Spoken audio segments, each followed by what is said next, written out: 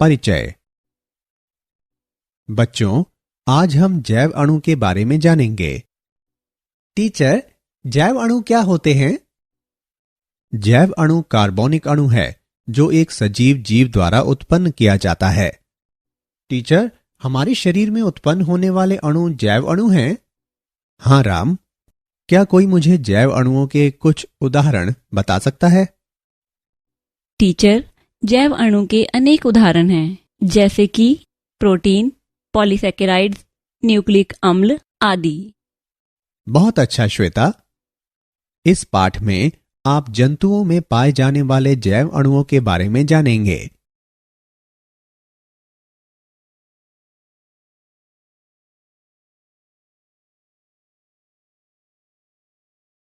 उद्देश्य। इस पाठ के अंत में आप निम्न करने में सक्षम हो जाएंगे: रासायनिक संगठन का विश्लेषण करना, न्यूक्लियोटाइड्स की व्याख्या करना, प्राथमिक व द्वितीयक उपापचयज की चर्चा करना, वृहत जैव अणुओं के बारे में जानना, प्रोटीन की चर्चा करना, पॉलीसेकेराइड्स की चर्चा करना, न्यूक्लियस अम्ल की चर्चा करना, प्रोटीन की संरचना का वर्णन करना,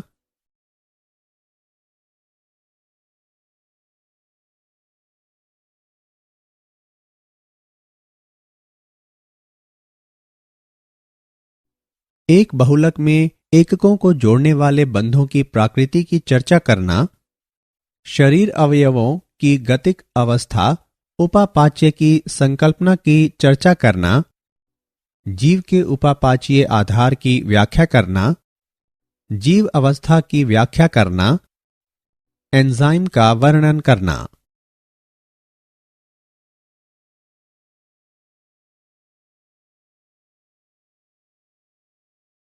रासायनिक संगठन का विश्लेषण कैसे करें? जैव अणु वे अणु हैं जो जीवों के पोषण और उपापाचीय प्रक्रियाओं में शामिल होते हैं। जीवों में उपस्थित अधिकतर रासायनिक यौगिकों में सदैव कार्बन और हाइड्रोजन होता है और इनके कार्बन परमाणु रेखित श्रृंखला, शाखित श्रृंखला या वलीय संरचनाएं बनाने के लिए सहसंयोजक रूप से बंधित होते हैं। कार्बनिक यौगिकों को अमीनो अम्ल, न्यूक्लियोटाइड्स, क्षार, वसा अम्ल आदि में वर्गीकृत किया जा सकता है।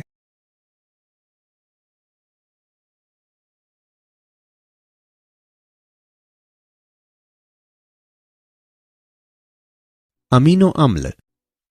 अमीनो अम्ल प्रोटीन के रचक खंडों और उपापाच्य में मध्यवर्ती के रूप में कार्य करते हैं। अमीनो अम्ल वे अणु हैं जिनमें अमीनो समूह, एक कार्बोक्सिलिक अम्ल समूह, एक हाइड्रोजन और एक अभिलक्षणिक पार्श्व श्रृंखला होती है और सभी एक कार्बन परमाणु से जुड़े होते हैं। सबसे सामान्य अमीनो अम्ल अल्फा अमीनो अम्ल है।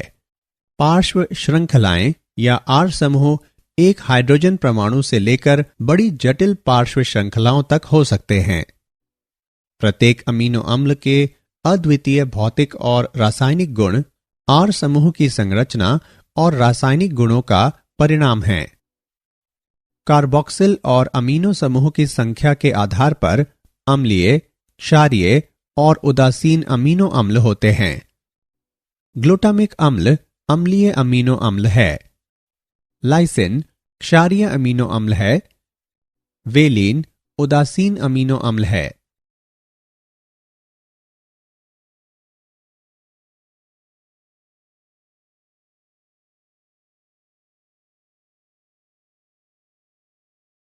लिपिड्स। लिपिड्स कार्बनिक अणु हैं जो जल में अघुलनशील होते हैं। लिपिड्स के 3 उदाहरण उदासीन वसाएं, फॉस्फोलिपिड्स और कोलेस्ट्रॉल। उदासीन वसाएं। 3 वसा अम्ल श्रृंखलाएं निर्जलीकरण संश्लेषण द्वारा एकल ग्लिसरॉल अणु से जुड़ी होती हैं। उदासीन वसा ऊर्जा ईंधन को संचित करती है, शरीर ऊतकों को रोधी बनाती है और अंगों की सुरक्षा करती है। फॉस्फोलिपिड्स। फॉस्फोलिपिड्स में एक अध्रुवीय वसा अम्ल श्रृंखला भाग तथा एक फॉस्फेट ध्रुवीय भाग होता है। फॉस्फोलिपिड्स के दोनों स्तर सभी कोशिका झिल्लियों के मुख्य अवयव बनाते हैं। फॉस्फोलिपिड्स अणुओं के दोनों स्तर इस प्रकार स्वतः जुड़ते हैं कि उनके जलरागी शीर्ष झिल्ली की सतह और आंतरिक भाग बनाएं तथा जल विरागी पुच्छ एक दूसरे के सामने हों। कोलेस्ट्रॉल। कोलेस्ट्रॉल अणु में 4 परस्पर संबंध कार्बन वलय होते हैं।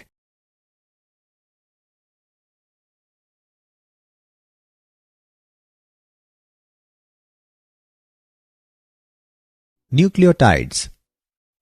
न्यूक्लियोटाइड न्यूक्लिक अम्ल जैसे कि डीएनए और आरएनए के बुनियादी निर्माण खंड हैं। यह एक कार्बनिक यौगिक है जो नाइट्रोजनी क्षार, शर्करा और एक फॉस्फेट समूह का बना होता है। इनमें से कुछ नाइट्रोजन क्षार हैं। एडेनिन, थाइमीन, ग्वानिन, साइटोसिन व यूरेसिल हैं। यदि नाइट्रोजन क्षार शर्करा से जुड़े होते हैं तो वे न्यूक्लियोसाइड कहलाते हैं। एडेनोसिन, ग्वानोसिन, थाइमिडिन, यूरिडिन व साइटिडिन न्यूक्लियोसाइड्स हैं। एडिनिलिक अम्ल, थाइमिडिलिक अम्ल, ग्वानिलिक अम्ल, यूरिडिलिक अम्ल और साइटिडिलिक अम्ल न्यूक्लियोटाइड्स हैं।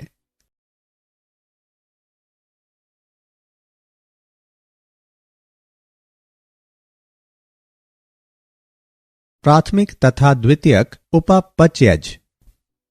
प्राथमिक उपापचयज वह उपापचयज है जो सामान्य वृद्धि, विकास और जनन में सीधे शामिल होते हैं। इसमें विभिन्न प्रकार के कार्बोनिक यौगिक शामिल होते हैं। उदाहरण: सुक्रोज और स्टार्च, सेल्यूलोज, डीएनए, आरएनए, वर्णक जैसे कि क्लोरोफिल। द्वितीय उपापचयज विशिष्ट कार्यों में शामिल होते हैं जैसे कि परागणकारी आकर्षण या शाकाहारी से सुरक्षा। इन्हें 3 श्रेणियों में वर्गीकृत किया जा सकता है: एल्केलाइड, टर्पिनवाइड्स, फिनोलिक्स। एल्केलाइड नाइट्रोजन युक्त यौगिकों का एक बड़ा समूह है। टर्पिनवाइड्स एसिटल कोएंजाइम ए या ग्लाइकोलिसिस में मध्यवर्तियों से व्युत्पन्न होते हैं। फिनोलिक यौगिकों को हाइड्रोक्सिल कार्यात्मक समूह वाले एक या अधिक एरोमेटिक वलयों की उपस्थिति द्वारा परिभाषित किया जाता है।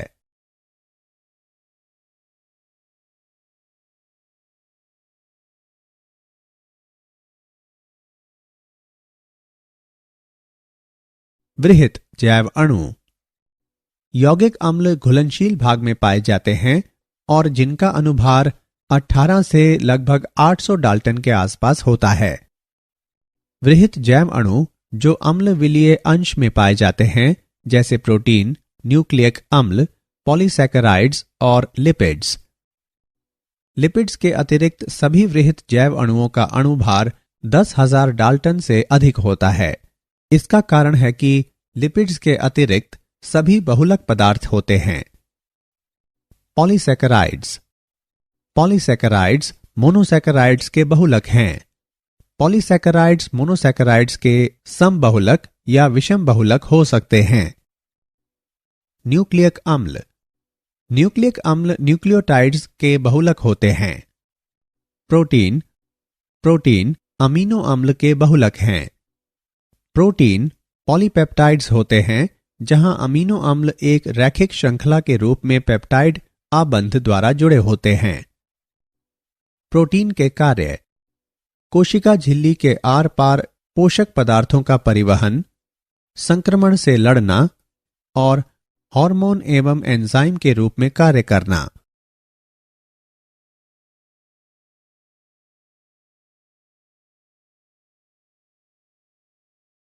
प्रोटीन। प्रोटीन पेप्टाइड आबंध द्वारा सहसंयोजक रूप से एक श्रृंखला में जुड़े अमीनो अम्लों के बहुलक होते हैं। प्रोटीन प्रतिजनों से शरीर की सुरक्षा करने में शामिल प्रतिरक्षी के रूप में कार्य करते हैं। संकुचनशील प्रोटीन गति के लिए जिम्मेदार होते हैं। उदाहरण के लिए एक्टिन और म्योसिन। प्रोटीन पेप्टाइड बंधों द्वारा आपस में जुड़े अमीनो अम्लों के बहुलक हैं। अमीनो अम्ल 21 प्रकार के होते हैं जो हर तरह के प्रोटीन बनाते हैं। प्रत्येक अमीनो अम्ल में एक हाइड्रोजन, एक कार्बोक्सिल समूह, एक अमीनो समूह और एक विशिष्ट पार्श्व श्रृंखला या आर समूह से बंधित केंद्रीय कार्बन से बनी मौलिक डिजाइन होती है।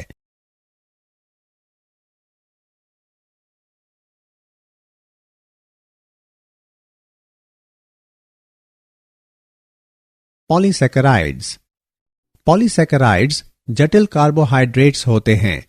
वे मोनोसैकेराइड्स की श्रृंखलाओं के बने होते हैं जो ग्लाइकोसिडिक बंधों द्वारा आपस में जुड़े होते हैं। सेल्यूलोज पादप कोशिका भित्ति का मुख्य अवयव है। यह प्रति श्रृंखला लगभग 10,000 ग्लूकोज इकाइयों वाला एक अशाखित बहुलक है। Chitin N acetyl D glucosamine का एक अशाखित बहुलक है। यह कवकों में पाया जाता है और ऑर्थोपॉड एवं निम्न जंतुओं के बाह्य कंकाल का मुख्य अवयव है, जैसे कीट, केकड़ा और श्रिम्प, चिराट के कवच। ग्लाइकोजन शाखन बिंदु प्रदान करने वाले अल्फा 1,6 ग्लाइकोसिडिक बंधों तथा अल्फा 1,4 ग्लाइकोसिडिक बंधों द्वारा जुड़ी ग्लूकोज इकाइयों का बना एक पॉलीसैकेराइड्स है।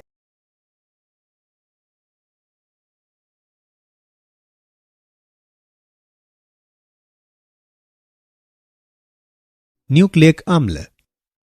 न्यूक्लियोटाइड्स सभी न्यूक्लिक अम्लों के निर्माण खंड हैं। न्यूक्लियोटाइड्स में 3 सहसंयोजक रूप से आपस में जुड़े घटकों की बनी एक स्पष्ट संरचना होती है। नाइट्रोजन युक्त क्षार या एक पिरिमिडिन या प्यूरिन, 5 कार्बन शर्करा राइबोज या डीऑक्सीराइबोज, एक फॉस्फेट समूह। एक क्षार और शर्करा का संयोजन न्यूक्लियोसाइड कहलाता है।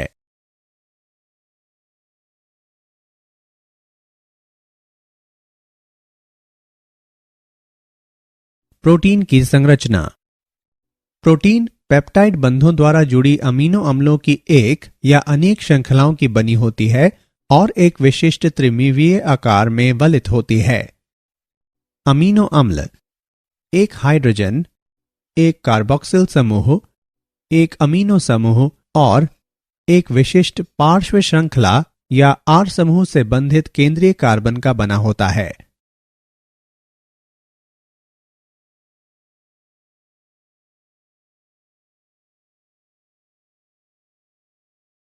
प्रोटीन संरचना के स्तर। प्राथमिक संरचना। प्रोटीन में अमीनो अम्लों का रैखिक व्यवस्थापन और सहसंयोजक अनुबंधों की स्थिति, जैसे कि अमीनो अम्लों के बीच में डाइसल्फाइड बंध।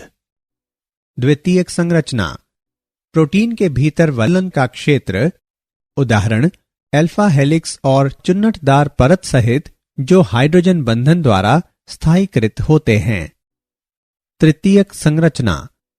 प्रोटीन की अंतिम त्रिविमीय संरचना, जो अमीनो अम्लों के बीच अनेक गैर सहसंयोजक अंतःक्रियाओं का परिणाम है। चतुष्क संरचना। गैर सहसंयोजक अंतःक्रियाएं जो बहु पॉलीपेप्टाइड्स को एकल बड़ी प्रोटीन में बांधता है।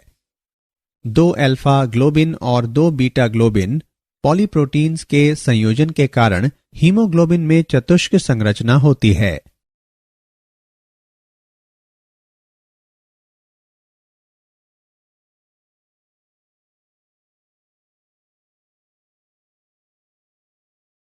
एक बहुलक में एककों को जोड़ने वाले बंधों की प्रकृति। पेप्टाइड बंध। यह बंध तब बनता है जब एक अमीनो अम्ल का कार्बोक्सिल समूह अगले अमीनो अम्ल के अमीनो समूह के साथ अभिक्रिया के बाद जल अणु निकलते हैं। यह अमीनो अम्लों को एक पॉलीपेप्टाइड श्रृंखला में जोड़ता है। ग्लाइकोसाइडिक बंध। यह बंध पॉलीसैकेराइड्स बनाने के लिए निकटवर्ती मोनोसैकेराइड्स के 2 कार्बन परमाणुओं को जोड़ता है। इसमें निर्जलीकरण भी शामिल है। फॉस्फोडाइस्टर बंध। यह बंध न्यूक्लियक अम्ल बनाने के लिए दो न्यूक्लियोटाइड्स को जोड़ता है। यह शर्करा के फॉस्फेट और हाइड्रोक्सिल समूहों के बीच बनता है।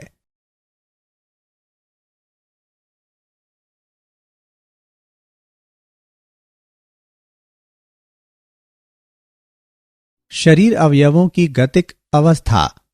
उपापाच्य की संकल्पना। उपापाच्य एक प्रक्रिया है जिसमें रासायनिक अभिक्रियाओं का समूह शामिल है जो भंडारण, दूसरी अभिक्रिया के लिए या एक उपोत्पाद के रूप में एक जैव अणु को दूसरे जैव अणु में बदलती है। उपचय एनाबॉलिक अभिक्रियाओं के उदाहरण: ग्लूकोज से ग्लाइकोजन का निर्माण, अमीनो अम्लों से प्रोटीन का निर्माण, वसा अम्लों से संचित वसा का निर्माण।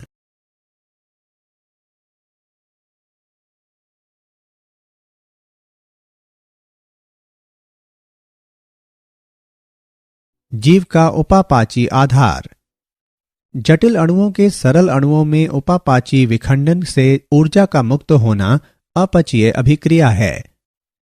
अपचयी अभिक्रियाओं के उदाहरण: ग्लाइकोलिसिस, यह ग्लूकोज के निम्नीकरण द्वारा एडिनोसिन ट्राइफॉस्फेट के उत्पादन के लिए उत्तरदायी है। ग्लाइकोजिनोलिसिस, ग्लाइकोजन का जल अपघटन ऊर्जा उत्पादन के लिए पेशी कोशिकाओं तथा रुधिर शर्करा के स्तर को बनाए रखने के लिए यकृत कोशिकाओं में होता है।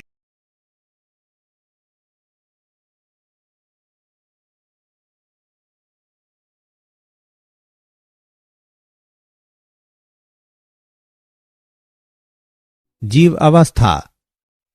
जैविक यंत्र का सबसे महत्वपूर्ण तथ्य यह है कि सजीव प्रत्येक जैव अणु की सांद्रताओं द्वारा अभिलक्षित एक स्थिर अवस्था में मिलते हैं।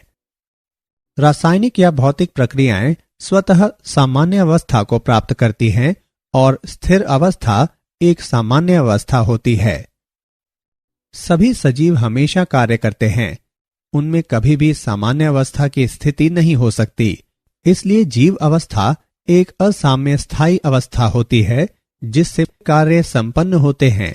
जीव प्रक्रिया एक लगातार प्रयास है जिसमें साम्यावस्था से बचा जा सके। इसे ऊर्जा इनपुट द्वारा प्राप्त किया जा सकता है। उपापचय से ऊर्जा प्राप्त होती है, इसलिए जीव अवस्था और उपापचय एक समान हैं। बिना उपापचय के जीव अवस्था प्राप्त नहीं हो सकती।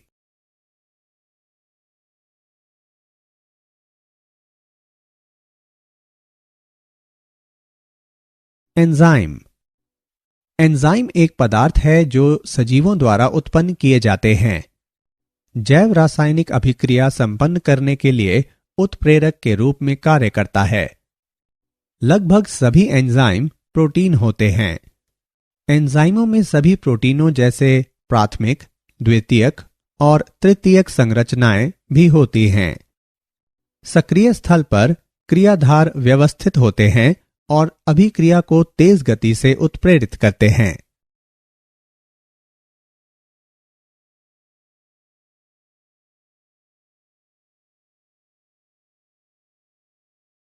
रासायनिक अभिक्रियाएं। रासायनिक यौगिकों में दो तरह के परिवर्तन होते हैं। भौतिक परिवर्तन का अर्थ है बिना बंध के टूटे आकार में परिवर्तन, और रासायनिक परिवर्तन में बंधों का टूटना शामिल है। भौतिक और रासायनिक अभिक्रियाओं की दर प्रति इकाई समय में निर्मित उत्पाद की मात्रा के रूप में मापी जा सकती है। अभिक्रिया की दर डेल्टा पी बटे डेल्टा टी। तापमान अभिक्रिया की दर को सीधे प्रभावित करता है। प्रत्येक 10 डिग्री सेल्सियस तापक्रम के बढ़ने या घटने पर अभिक्रिया की दर क्रमशः द्विगुणित या आधी हो जाती है। परम तापमान में वृद्धि के कारण औसत गतिज ऊर्जा बढ़ जाती है और देहली ऊर्जा से अधिक ऊर्जा वाले अणुओं की संख्या भी बढ़ जाती है। इसलिए यह देखा गया है कि अभिक्रिया की दर तापमान में वृद्धि के साथ बढ़ जाती है। एक एंजाइम केवल एक विशिष्ट रासायनिक अभिक्रिया को उत्प्रेरित करता है। उदाहरण के लिए, माल्टोज शर्करा आपस में जुड़े दो ग्लूकोज अणुओं की बनी होती है।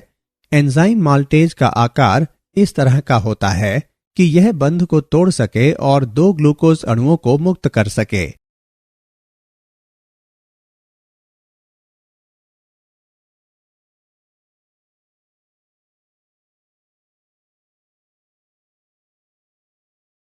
एंजाइम द्वारा उच्च दर से रासायनिक रूपांतरण कैसे होता है? अभिक्रिया दर में वृद्धि करने की एंजाइम की क्षमता इस तथ्य पर निर्भर करती है कि यह संक्रमण अवस्था को स्थिर करता है। संक्रमण अवस्था में ऊर्जा सक्रियण ऊर्जा होती है, जिसे अभिकारकों को उत्पाद में बदलने के लिए अभिकारकों के कुछ बंधों को तोड़ने के लिए आवश्यक न्यूनतम ऊर्जा के रूप में परिभाषित किया जाता है। एंजाइम अपने सक्रिय स्थल को आकार देकर सक्रियण ऊर्जा घटा लेते हैं ताकि यह संक्रमण अवस्था में व्यवस्थित हो सके, चाहे यह क्रियाधार से बेहतर हो। उदाहरण के लिए, कैटालेज का एक अणु प्रति सेकंड हाइड्रोजन पेरोक्साइड के 40 मिलियन अणुओं को तोड़ सकता है।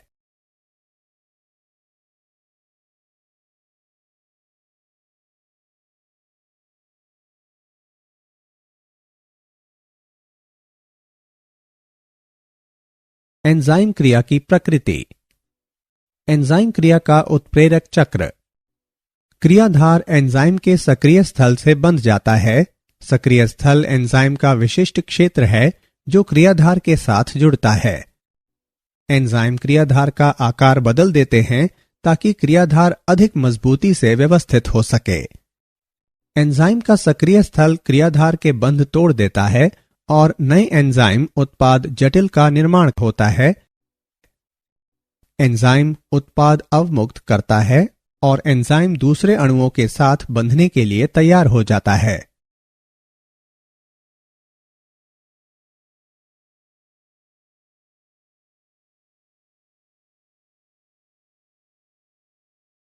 एंजाइम क्रियाविधि को प्रभावित करने वाले कारक। तापमान और पीएच। एंजाइम की क्रियाशीलता पीएच और तापमान में परिवर्तन द्वारा काफी परिवर्तित होती है। प्रत्येक एंजाइम एक निश्चित पीएच और तापमान पर बेहतर कार्य करता है। इसकी क्रियाशीलता उस बिंदु के ऊपर या नीचे के मानों पर घट जाती है। उदाहरण के लिए, प्रोटीएज पेप्सिन 1 से 2 तक के पीएच पर बेहतर कार्य करता है। प्रोटीएज ट्रिप्सिन इतने कम पीएच पर निष्क्रिय होता है, लेकिन 8 पीएच पर बहुत सक्रिय हो जाता है। पीएच में परिवर्तन आवेशित अमीनो अम्लों की आयनीकरण अवस्था को बदल देता है, जो क्रियाधार बंधन क्रिया में महत्वपूर्ण भूमिका निभा सकता है।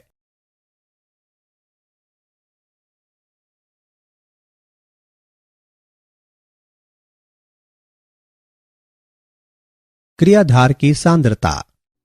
यदि एंजाइम की मात्रा को नियत रखा जाता है और क्रियाधार सांद्रता को धीरे धीरे बढ़ाया जाता है, तो सर्वोच्च गति प्राप्त करने तक अभिक्रिया वेग में वृद्धि होगी।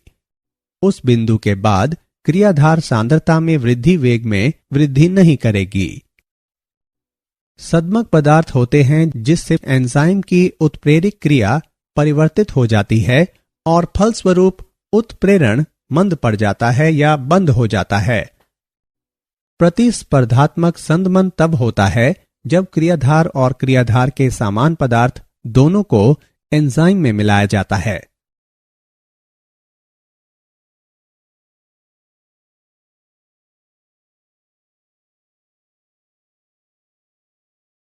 एंजाइम का वर्गीकरण व नामकरण।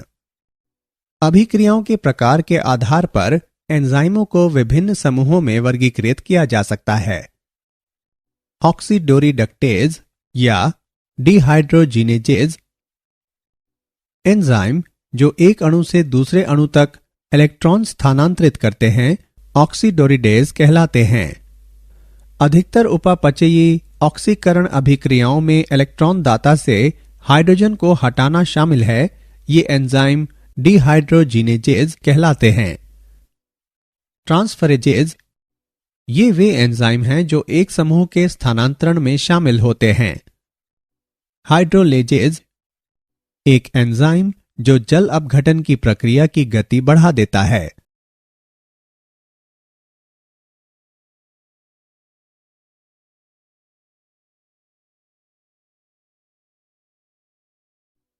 लाइजेज ये वे एंजाइम हैं जो जल अपघटन या ऑक्सीकरण के अतिरिक्त विधि द्वारा सीसी, CO और अन्य बंधों के विदलन को उत्प्रेरित करते हैं।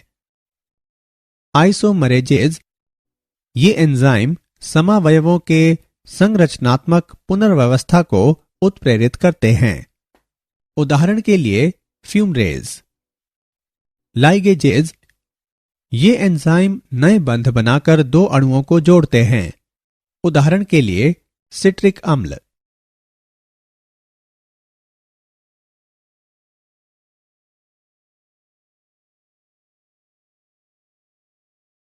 सहकारक सहकारकों को उन अणुओं के रूप में परिभाषित किया जाता है जो एंजाइमी अभिक्रियाओं के दौरान एंजाइम से कसकर बंधे होते हैं और अभिक्रिया में एक रूप से दूसरे रूप में बदल दिए जाते हैं।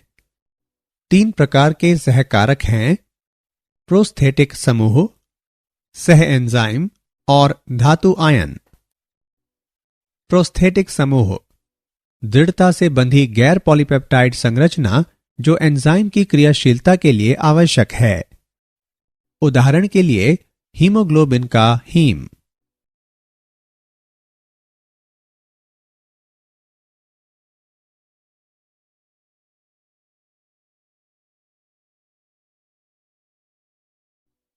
सह एंजाइम ये कार्बनिक सहकारक हैं जैसे कि निकोटिनामाइड, एडेनिन, डाइन्यूक्लियोटाइड NAD और क्लेविन मोनोन्यूक्लियोटाइड FMN जो ऑक्सीकरण अपचयन अभिक्रियाओं में शामिल होते हैं। धातु आयन धातु आयन ऑक्सीकरण अपचयन अभिक्रियाओं में भाग लेते हैं और एंजाइमों में आवेश संकुलों को स्थिर करते हैं।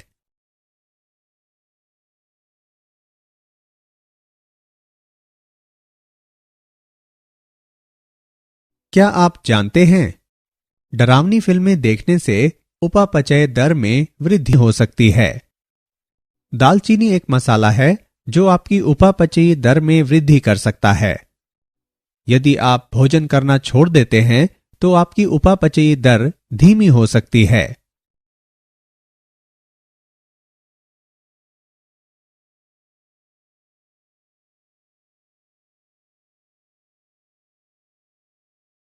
सारांश। आइए हमने जो कुछ सीखा है उसे संक्षेप में दोहराएं। जैव अणु वे अणु हैं जो जीवों के पोषण और उपापचयी प्रक्रियाओं में शामिल होते हैं। अमीनो अम्ल प्रोटीन के निर्माण खंड और उपापचय में मध्यवर्ती के रूप में कार्य करते हैं। न्यूक्लियोटाइड न्यूक्लिक अम्ल के बुनियादी निर्माण खंड हैं जैसे कि DNA और RNA। पॉलीसैकेराइड्स मोनोसैकेराइड्स के बहुलक हैं। न्यूक्लियक अम्ल न्यूक्लियोटाइड्स के बहुलक हैं। प्रोटीन अमीनो अम्ल के बहुलक हैं। प्रोटीन के 4 स्तर प्राथमिक, द्वितीयक, तृतीयक, चतुष्क संरचना हैं। उपापाच्य एक प्रक्रिया है जिसमें रासायनिक अभिक्रियाओं का समूह शामिल है जो भंडारण, दूसरी अभिक्रिया के लिए या एक उपोत्पाद के रूप में एक जैव अणु को दूसरे जैव अणु में बदलती है। लगभग सभी एंजाइम प्रोटीन होते हैं। अभिक्रिया दर में वृद्धि करने की एंजाइम की क्षमता इस तथ्य पर निर्भर करती है कि यह संक्रमण अवस्था को स्थिर करता है। सहकारकों को उन अणुओं के रूप में परिभाषित किया जाता है जो एंजाइमी अभिक्रियाओं के दौरान एंजाइम से कसकर बंधे होते हैं और अभिक्रिया में एक रूप से दूसरे रूप में बदल दिए जाते हैं।